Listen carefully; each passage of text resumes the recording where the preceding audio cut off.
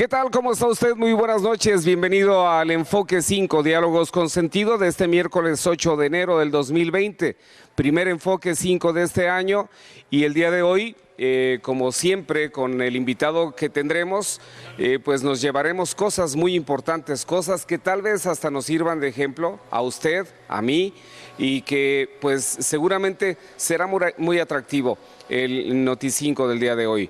Y saludo en este momento a la gente que nos ve a través de la señal de TV5, tu canal, aquí en esta ciudad de Zaguayo y esta ciénega de Chapala, en el Valle Zamorano y las poblaciones del sur del estado de Jalisco. A todos, muchas gracias por su confianza y preferencia.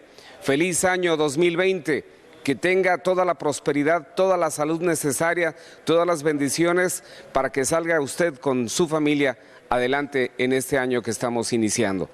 Y ya que hablamos de inicios, vamos a iniciar, valga la redundancia, presentando al invitado de esta noche en este Enfoque 5. Está con nosotros Carlos González Navarrete. Déjeme decirle antes de saludar a Carlos González que él es profesor de Historia del Arte, profesor de arte prehispánico e instructor de guía de turistas. Y es un placer para mí darle la bienvenida, Carlos González, a este Enfoque 5. Muy buenas noches, bienvenido. Gracias. Pues básicamente lo que quiero manifestar a través de este programa de televisión es dos testimonios. Uno, el que corresponde a la ciudad de Zaguayo, porque yo me vine de la Ciudad de México aquí a Zaguayo de la edad de 10 años. Ahí, en Zaguayo, no encontré, como quien dice, mi camino. ¿Por qué? Porque me vine con unos tíos que no me quisieron meter a la escuela. Y yo tenía ganas de venir a entrar a la escuela. Y mi madre me mandó con mis tíos para que hiciera un hombre de bien de mí. Vaya, déjeme preguntarle algo. ¿Cómo una persona que en aquel tiempo, cuando tenía 10 años de edad, llega a esta ciudad de Zaguayo y no tiene la posibilidad de estudiar y ahora es ya una persona que maneja estos dos profesorados que son para mí, y me imagino que para la gente que nos ve, de muchísima importancia, lo que es ser profesor de Historia del Arte y profesor de Arte Prehispánico? ¿Cómo empieza, aparte de los testimonios que nos va a dar, cómo empieza Carlos González a forjarse esa idea de ser alguien que tenga la oportunidad de formarse en la academia? Muy fácil. La primera escuela a la que fui fue en la Ciudad de México y en ese tiempo yo era víctima y sigo siendo de la polio. En los años 50 hubo una gran epidemia de polio y esta pierna, la izquierda, se me movía muy raro cuando corría. Entonces me llamaban pata de bandera y eso era para agarrarme a trancazos con cualquiera. Entonces crecí siendo rebelde, peleándome, porque no me gustaba que me sojavaran. Y entonces mi mamá, para que pues me aplacara un poco, me llevó con la portera de la vecindad donde vivíamos, y en esa portería una ancianita me enseñó a leer a los 4 años, buscando la forma de mantenerme ocupado. Entonces, afortunadamente, ella me dijo unas palabras que se me grabaron, como se graba la marca en una vaca, ¿no? En un caballo. Me dijo, ahora ya sabes leer, ahora tienes la obligación de enseñar a los que no saben. Fíjese que esas son sabias palabras, y son tan sabias esas palabras que es no el hecho de que yo tenga, sino que pueda compartir, ¿no es así? Así es, se me grabó. Y entonces crecí con la idea de que si a mí me daba mucho trabajo ir a la escuela, habría muchos más que tendrían el mismo problema. No se me hizo ir a la escuela. Mis tíos consideraban que yo ya estaba muy grande para entrar a la primaria. Yo estudié en una escuela cercana a mi casa en el Distrito Federal, después de las enseñanzas de la ancianita, segundo y tercero en un año. Me la pasaba jugando porque ya sabía leer. Cuarto y 2 meses o 3 en quinto y se acabó. se acabó la escuela. Entonces mi mamá decidió mandarme con mis tíos para que hiciera un hombre de bien. En ese tiempo se acostumbraba que cuando quedaban huérfanos de padre, pues los repartían para que les dieran una educación. Conmigo no se trató de eso, ¿no? Entonces me hice más rebelde. Y dije, yo tengo que estudiar. Pero no se me logró, no pude hacerlo. Y después ya cuando crecí, en la época que se hizo el monumento a Cristo Rey, no la estatua, sino la base, hice mi trabajo tequitqui, que así le llaman en términos prehispánicos, trabajo comunal. Acomodé mis piedras, dije, ya cumplí con esto. ¿Por qué dije ya cumplí? Porque en ese tiempo, años atrás, conocí a la familia Barragán. Hábleme un poquitito de eso, porque fuera de cámaras le tengo que decir a usted, amigo televidente, que estuve platicando con el invitado de esta noche y nos decía que él tiene, además de una gran admiración, un gran agradecimiento a Alberto Barragán degollado. Y usted llegó aquí a Zaguayo, convive con ellos. Platíquenos un poquito de ese primer contacto que tuvo usted con la familia Barragán y platíquenos cómo tuvo usted ese contacto y la influencia de la familia Barragán hacia usted, por favor. Encantado. No sé si usted conozca el término chícharo de peluquería. Sí. Pues yo era el chícharo de la peluquería de mi tío. Y él, cuando yo le decía que quería estudiar, decía, ya estás muy grande. Lo que quería era un esclavito gratis. Sí. Entonces, un día me decidí, les dije, ahí se ven. Me salí, conseguí un amigo que me diera alojamiento mientras me acomodaba. Y entonces me salí a la calle a ver quién me podía dar trabajo. Y en ese tiempo el señor Barragán estaba empezando su estación de radio. Estaba embobinando un transformador y llegué con él porque yo ya tenía conocimiento previo de su familia y de quién era él. Él tenía un puesto en la secundaria Regui y esa secundaria estaba a unas puertas de la estación de radio. Entonces yo le dije que si me permitía trabajar con él y que si me permitía vivir en el teatro estudio, que todavía no se usaba. Y dice, ¿tú quieres todo? Le dije, sí, porque lo necesito todo. Y dice, bueno, ¿te puedes quedar? Y dice, pero no sabes esto. Le digo, pero aprendo, si usted me enseña. Y aprendí bien, tanto que entre él y yo hicimos el transmisor. Entonces lo conocí a fondo y cuando se descomponía me mandaban a mí a arreglarlo.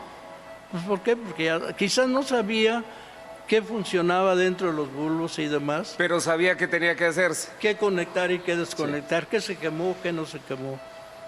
Y entonces, recuerdo yo, para regresar al tema de la escuela, que sonaba la campana de la secundaria Regui para el taller de carpintería. Y ahí pues los requisitos escolásticos no son tan difíciles. Sí. Entonces yo llegaba y me mezclaba entre los muchachos sintiéndome estudiante. Sonaba la campana, me regresaba al trabajo. Don Alberto lo sabía. Yo nunca le pedí permiso, pero ya me conocía y lo permitía. Entonces eso me hizo pensar mucho de él. Entonces, Carlos González era un rebelde con causa. Con muchas causas, sí. Sí, porque yo me sentía feliz de estar entre alumnos. Y con él estaba estudiando ingeniería y me dictaba y yo le hacía los trabajos para presentarlos. Entonces, convivimos así de persona a persona mucho tiempo. ¿Qué tanto aprendió usted de Alberto Barragán y de su familia? Bueno, lo que aprendí, voy a hacer mención de otro personaje que es aguayo, don Antonio Ceja. Como yo no tenía padre ni madre, bueno, madre sí la tenía y mucha madre, pero ella se quedó en México. Conocí a don Antonio Ceja, que era un señor que tenía una jarciería en la en la segunda calle de Santiago. Y yo vivía cuadra y media para arriba, para el cerro. Y entonces esas preguntas que se hace chamaco, un imberbe, pues necesitaba preguntárselas a alguien. Y llegaba con él, y como las jarcerías solamente el fin de semana están muy ocupados, entre semana no, pues muy tranquilamente me explicaba los secretos de la vida, como abuelito. Ya cuando entré a trabajar, no le preguntaba yo a don Alberto, porque él siempre andaba muy ocupado, pero yo lo observaba. Tan es así que yo le rogaba que me dijera cómo meterme al Partido de Acción Nacional, y decía, estás muy chamaco, no puedes todavía. Pero yo terminé siendo presidente del comité distrital aquí. Mire, o sea que no solamente la academia, sino también la política llegó un momento a interesarle. A fondo. Llegué a irme con el Chino Anaya, no sé si lo conozcan, José Luis Navarrete, en época de la candidatura de José González Torres, a abrir brecha hasta Uruapan, con coches prestados. Y de varios lugares como Cojumatlán, por ejemplo, me sacaron a punta de pistola. Era un tiempo en que era jugarse la vida estar en una casilla. No era como ahora. Bueno, pues todas esas son riquezas y experiencias que usted nos está compartiendo, que nos permiten vislumbrar cómo era la historia o cómo era aquella época en la que a usted le tocó vivir. Y bueno, nos damos cuenta que ahorita en estos tiempos no cambia mucho, ¿no? Yo me acuerdo que cuando llegaba a la casilla, lo primero que preguntaba el presidente era de quién era del PRI. Y ya levantaban las manos y decía, ahora quiénes no son del PRI. Y uno o dos la levantamos. Y lo primero que hacía era darnos un montoncito de votos y nos decía, vótenlos y se me largan a la fregada, pero con otras palabras.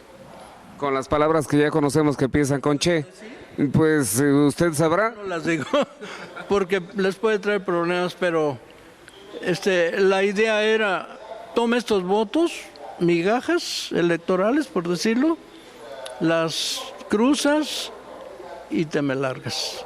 ¿Todo eso en qué influyó? Porque ahorita vamos a ir a un corte comercial. ¿Todo eso en qué influyó para la formación de Carlos González? En mucho, porque me enseñó a ser un hombre con un concepto de que el civismo y el ser ciudadano no termina sacando la credencial del elector, sino que va más allá. Hay que luchar por los derechos que se buscan, contra todo. Y ser del PAN aquí, teniendo la tierra de Lázaro Cárdenas a 15 minutos, era una bronca. Entonces, eso me enseñó también que para conseguir lo que uno quiere en la vida hay que luchar, no viene gratis. Y luchó usted por su vida, y me contesta después de la pausa si esa lucha fue gratis, si fue alto el costo o si fue satisfactorio el costo. ¿Le parece bien? Para mí fue muy satisfactorio. De hecho, si no hubiera sido así, no hubiera venido como ando. Bueno, me lo dice eso después de la pausa comercial, ¿le parece bien? Vamos a un corte comercial y regresamos con más de este Enfoque 5, Diálogos con Sentido, que esta noche tiene como invitado especial a Carlos González Navarrete, todo un personaje que, bueno, se nos hace agua a la boca por seguir platicando con nosotros. Gracias, noche de miércoles 8 de enero 2020, iniciando el año. Iniciando con una plática que nomás nos falta el café, las galletas y un buen cigarro, no sé si fume usted, para poderla disfrutar un poquitito más. Carlos González esta noche con nosotros, y le preguntaba antes de ir a la pausa comercial si todo eso pues lo forjó a usted como una persona. ¿Qué tanto fue el costo que tuvo usted que pagar? Si fue alto, si fue medio, si fue satisfactorio. ¿Nos puede decir eso? Pues fue mucho el costo, porque las cosas no son fáciles, y más cuando va uno contracorriente. Pero yo entonces ya tenía un lema: saber lo que quieres, dar el primer paso y tener constancia hasta conseguirlo. Ese era mi motu propio. Entonces, en ese sentido, pues me metí muy duro en la política. No tenía yo miedo de nada de eso. Había gente del pueblo que me seguía para protegerme, porque en ese tiempo ir a una ranchería era jugarse la vida, porque lo dejaba el camión a la orilla de la carretera y caminaba hasta el poblado. Y en los caminos le puede pasar cualquier cosa. Entonces yo sentía solidaridad hacia mí, y eso habría que retribuirlo con hacer algo por ellos. ¿Qué tanto esto de hacer algo por la gente necesitada llegó a ser para usted como un objetivo principal? Pues el primero era enseñarles a la letra, por decirlo. Acordándose de lo que le dijo la señora de la portería. Sí. Segundo era enseñarles a hacer civismo, que practicaran el civismo, que si no eran capaces de defender lo que ellos consideraban que necesitaban o que merecían, nadie se los iba a dar. Entonces había que aventarse, como dicen, había que trabajar, que luchar, ser constante y no tenerles miedo a nada. Y ahora quiero comentarle que para mí fue un orgullo cuando me buscaron del distrito electoral en las dos últimas elecciones para ver si quería ser funcionario de casilla. No me conocían. Y para mí fue una satisfacción muy grande, porque pensé, antes me corrían y ahora soy secretario primero de una casilla. Entonces eso me convenció de que mi trabajo y el de muchos otros de alguna manera funcionó. Y regresamos ahora sí a lo que para mí ya tengo ansia de saber. Aquel Carlos González que llegó de 10 años a esta ciudad de Zaguayo, que pues como dice usted era un esclavo gratis, como chícharo en una peluquería, y que dijo yo quiero ser alguien. Se convirtió en un rebelde con causa, la causa y el hambre de aprender, pero sin dejar a un lado lo que es enseñar. Sí. Y llega con la familia Barragán, se va a aprender carpintería al colegio Arregui o a la escuela Arregui, como dice usted, ¿no? Nomás era visual. Pero bueno, es una forma de aprendizaje también, ¿no? Y perdón, sí aprendí con un carpintero de la familia Ochoa, porque ya veía a don Alberto que yo ya andaba con ganas de casarme. Entonces me dijo, oye, yo te veo muy animado, como que ya te quieres casar. Le dije, sí. Dice, pero me vas a dejar el trabajo tirado, dice. Le hago una pregunta, ¿y se iba a casar con quien está por acá? Ella es afortunadamente mi segunda esposa y todo lo contrario a la primera. ¿Ya no lo metí en problemas? No, para nada. No, de hecho, cuando yo me casé con mi esposa fue un acto de hidalguía, por decirlo de algún modo. Pero cuando me fui a Estados Unidos y me establecí ilegalmente, a los 3 años me la llevé, con todo y hijos, ya tenía 3 hijos. Pero allá vio otra vida, aspiró a otras cosas y ya no era lo mismo. Entonces yo dije, en cuanto regresemos a Zaguayo, se acaba esto. En ese tiempo yo tuve 2 trabajos, el de regular de 8 horas y un part-time que le llaman, porque yo quería para mi familia no vivir como cualquier inmigrante que viven amontonados en un cuartito para ahorrar para la renta.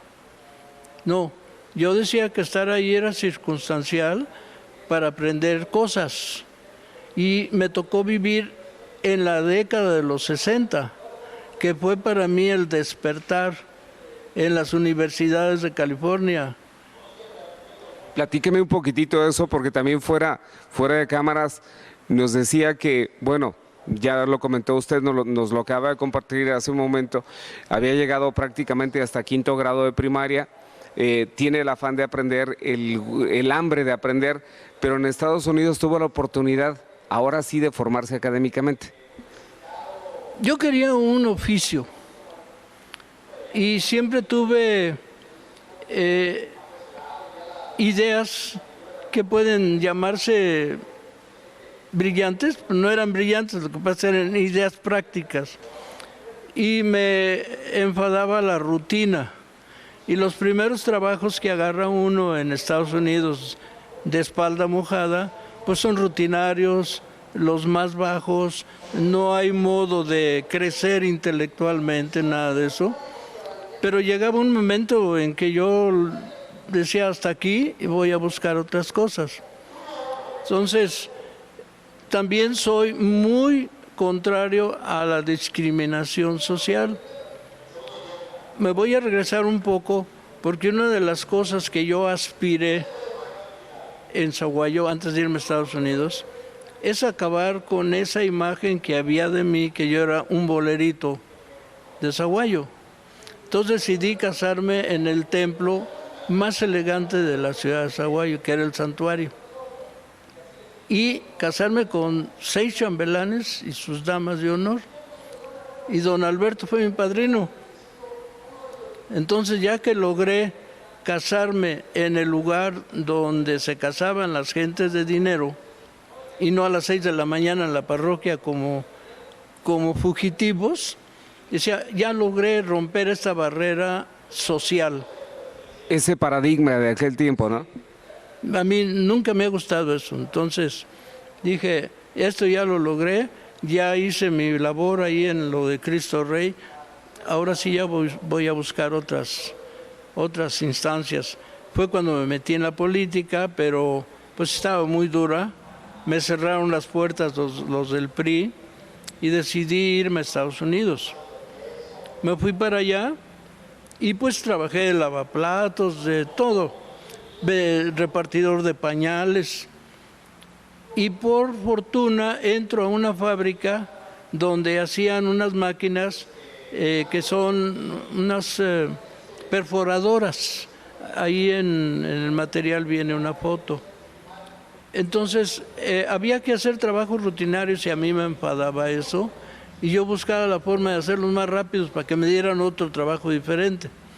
Me llamó la atención muchas veces el manager de piso que le llaman, y hasta que me acusó con el dueño. Y veo yo un señor trajeado que se me acerca y se me queda viendo, pero yo no sospeché nada porque iban clientes posibles a ver cómo se trabajaban las máquinas esas. Hasta que me dijo, ¿por qué hace usted eso que está haciendo? Le digo, porque ya me enfadé de hacer esto. Entonces quiero acabar pronto para que me traigan otra cosa. Dice, pero usted no puede hacer esto. Le digo, ¿por qué? Dice, porque eso es trabajo de un especialista, porque puede haber un accidente. Le dije, hacer algo en un taladro no es como para que haya un accidente. Era ponerle un prisionero, un tope. Dice, usted no tiene remedio, ¿verdad? Porque ya lo han acusado 3 veces. Pues es que usted no me entiende, pero yo no me acostumbro a esto. Dice, venga a mi oficina. Y empezamos a platicar. Y me dice, ¿qué más sabe hacer? Le dije, fui carpintero. Dice, ya está. Dice, yo estoy haciendo una casa tipo A en la orilla de un lago que se llamaba Lake Chabot. Dice, ¿quiere ayudarme los fines de semana? Le voy a pagar en efectivo. Se va en una camioneta de la compañía, allá voy a esperarlo. Trabajamos y si nos cansamos nos vamos a remar en el lago. Hicimos mucha amistad, terminamos la casa y ya esperaba yo que llegara mi familia para irnos al camper que me tocaba a mí para quedarme a dormir, pero desgraciadamente murió.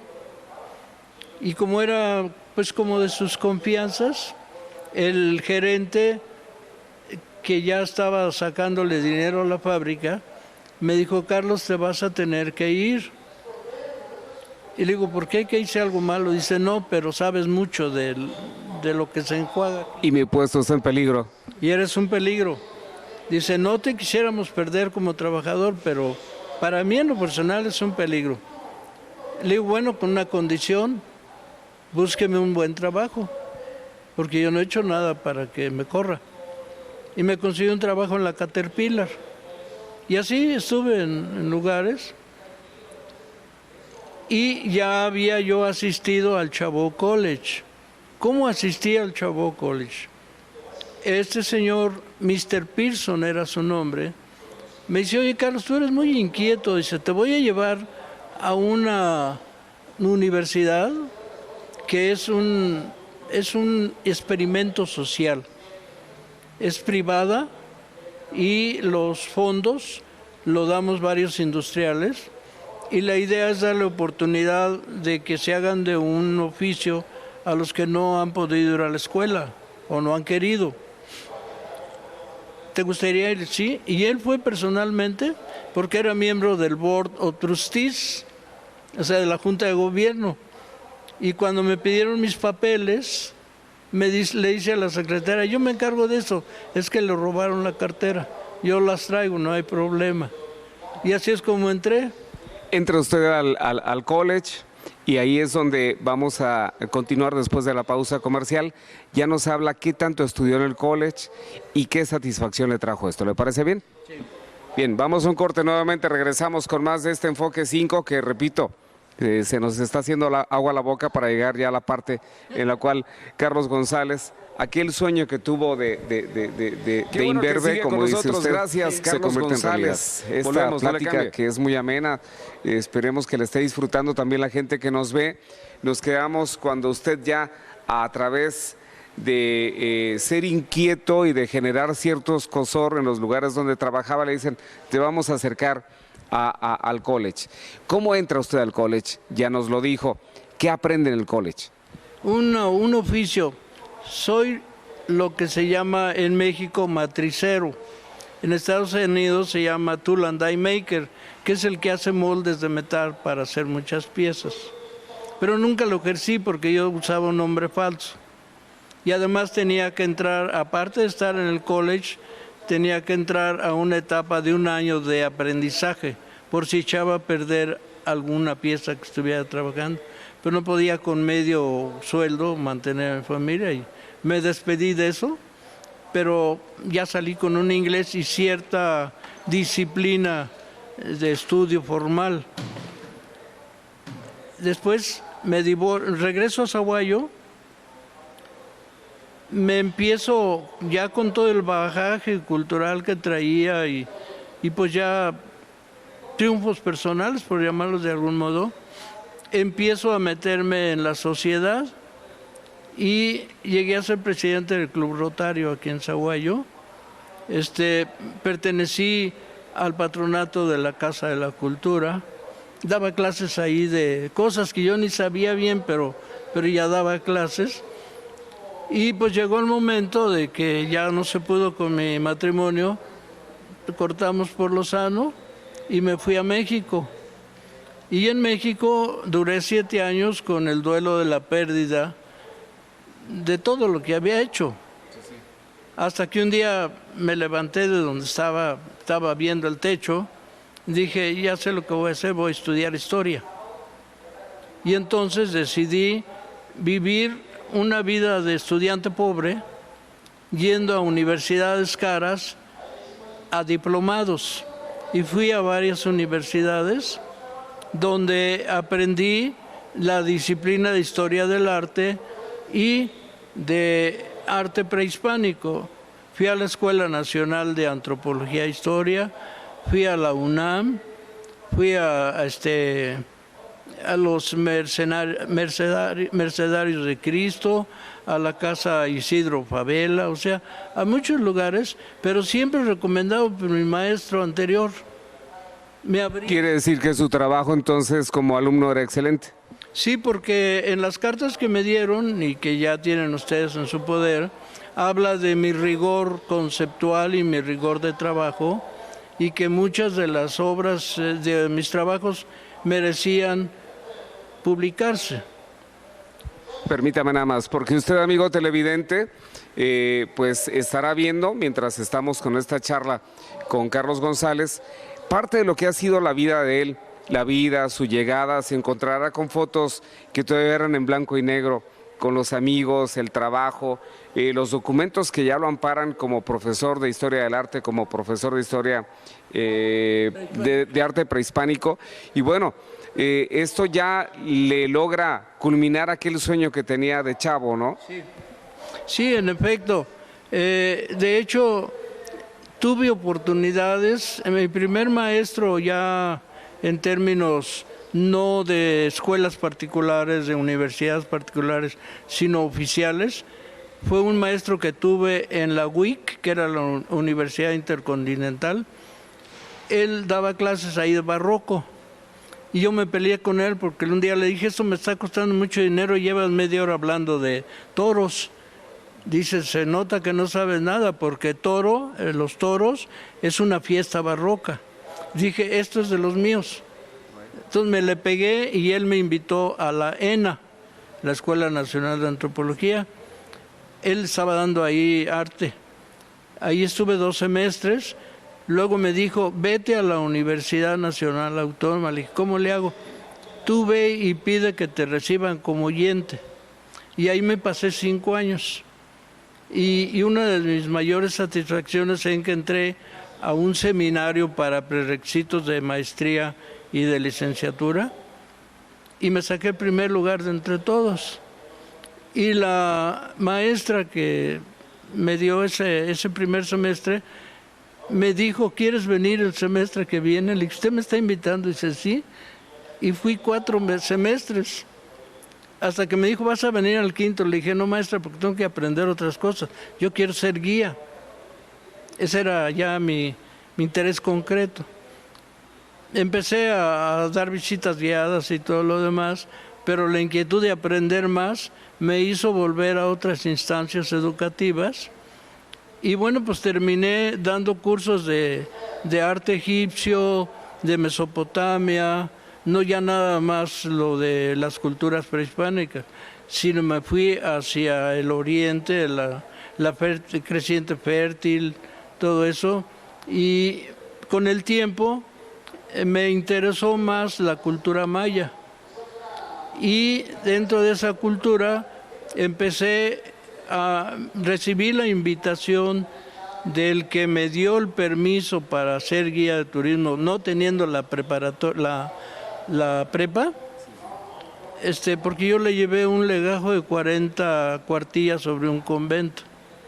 Y le dije, no tengo la prepa, pero tengo conocimiento, aquí está este trabajo. Me dice, ya no necesita más. Y entonces él mismo me ofreció mi primer visita guiada en Cobá, Quintana Roo. Fui a darlo, recibió muy buenas, ¿cómo se dice? Testimonios de los alumnos. Y de ahí empezaron a surgir las invitaciones y di cursos en varios estados. Y estaba comentando hace rato con unos amigos que casi todos los que fueron mis alumnos ahora son empresarios del turismo, porque son los que les llaman transfer, que ya tienen su camioneta, etcétera, han avanzado bastante. Y pues ya tengo muchísimos exalumnos. Y aquí en Sahuayo, regresando un poquito, cuando regresé a Estados Unidos les di clase en la secundaria Regui. Mire, profesor del Colegio Regui, ahora Colegio Regui, ¿no? Sí, en ese tiempo me pidió la madre superiora que si le daba clases de inglés porque mis hijos estaban ahí y se había ido el maestro. Le dije, madre, con lo que yo gano en un día, usted me paga en un mes. Y se hágalo por sus hijos. Le dije, ok, ya me venció. Y di primero y segundo, hasta que le dije, no, ya me voy. Bien, el tiempo se nos termina, profesor Carlos. ¿En qué escuelas trabajó aquí en Sahuayo? ¿Nada más en el Arregui? No, aquí sí, pero en la Ciudad de México entré en la Universidad del Valle de México, llegué a ser miembro del Consejo Académico, llegué a dar cursos para docentes, para mejoramiento docente, y dar conferencias en diversos campi. Allá soy profesor de excelencia. O sea, ya hecha la búsqueda, ahí se puede decir que fue encontrada y bien encontrada. Esto nos lleva a reflexionar a nosotros que los sueños se alcanzan. Pues sí, yo pienso que cualquiera que quiera llegar a fructificar una meta no necesita más que hacerse la idea de que le va a costar esfuerzo, dinero o lo que sea, pero que no debe cejar en el camino, que necesita tener bien claro qué quiere hacer, que dé el primer paso y que tenga la continuidad necesaria para lograrlo. Profesor Carlos González, ¿qué le dice usted a la gente que le ve y que cree que hay 1000 obstáculos para llegar a una meta? Pues yo les diría, en primer lugar, que si quieren hacer una carrera para tener más oportunidades en la vida, no piensen en una carrera nada más para colocarse económicamente en un lugar, que piensen también en el sentido social y su compromiso que tienen de ayudar a otros. Y más ahora que hay tanta facilidad, ¿no? Antes para estudiar una carrera estaba en chino, ¿no? Tenía que irse o a Guadalajara o a Morelia o a la Ciudad de México, de aquí de Zaguayo. Ahora hay muchísimas escuelas de educación superior. Además yo les diría también que ya no son los tiempos en que antes, cuando uno recibía su título, había agentes, empresarios esperándolos para contratarlos. Ahora no. Ahora van a tener que empezar otro trabajo para ver dónde se colocan. Entonces, si terminan su carrera con esa idea, no va a ser la decepción muy grande. Es cuestión de buscar nuevos caminos para lograr ejercer lo que se pusieron a estudiar y lograr sus sueños. Profesor Carlos, el tiempo se nos ha terminado, nos quedan muchísimas cosas y yo quiero invitarle a que cuando vuelva a esta ciudad de Zaguayo, nos haga favor de visitarnos a través del mismo enlace que tuvieron con su servidor, con el señor Rafael Barragán, y venga y nos siga platicando de esto, que la verdad, repito, falta un café, unas galletas y un cigarro para poderlo disfrutar todavía mejor, ¿no? Con mucho gusto lo haría, pero le voy a ser franco. Ya tengo 81 años. Está chavo. De corazón. Ya es un problema para mí subirme a una camioneta. Subir las escaleras de aquí fue para mí un martirio. Bajarlas va a ser otro. Entonces soy muy consciente de que ya mis enfermedades que tengo a través de la vida, las secuelas de polio que tengo, la hipertensión, la tromboflebitis, le puedo dar una lista muy larga. O sea que si usted, amigo televidente, tiene 2 pretextos, este señor tuvo 10,000 y salió adelante. Eso es, como dice usted, mentalizarse en que tiene que realizar lo que quiere hacer, ¿no? Lo que sí les puedo yo ofrecer es que si algún día a ustedes se les ocurre que les trate algún tema sobre culturas prehispánicas o lo que sea, para transmitirlo en su tiempo, que no sea de entrevistas y todo eso, con mucho gusto lo puedo hacer. Ojalá que las escuelas de esta región, no solamente Zaguayo, sino toda esta región que nos ven, puedan tomar en cuenta esto, porque desafortunadamente los planes y programas de estudio, le constará a las personas que están ahí atrás de cámaras, han ido en detrimento, han ido bajando en cuanto a calidad, y ya la cuestión de culturas prehispánicas se nos han quedado fuera. Sí, porque para mí es una tristeza que cualquier mexicano se precie de nuestras culturas antiguas, pero no sepa nada. Y que además no se le quite el síndrome de la conquista. Las conquistas en el mundo han sido el pan de cada día. No somos únicos. Nos conquistaron los españoles porque no llegaron otros antes. Pero la conquista y el poder siempre han sido lo que mueve al ser humano. Entonces, hay siempre un modo de buscar, o que vean mi página de YouTube. Tengo 60,000 seguidores y casi, pues no me acuerdo, pero como 20 millones de vistas de mis videos, que no son míos. Esos videos que yo subí a la red son principios de lecciones, porque finalmente me invitaron a la UBAC de aquí de Morelia, para ser tutor virtual. Les dije que yo no sabía.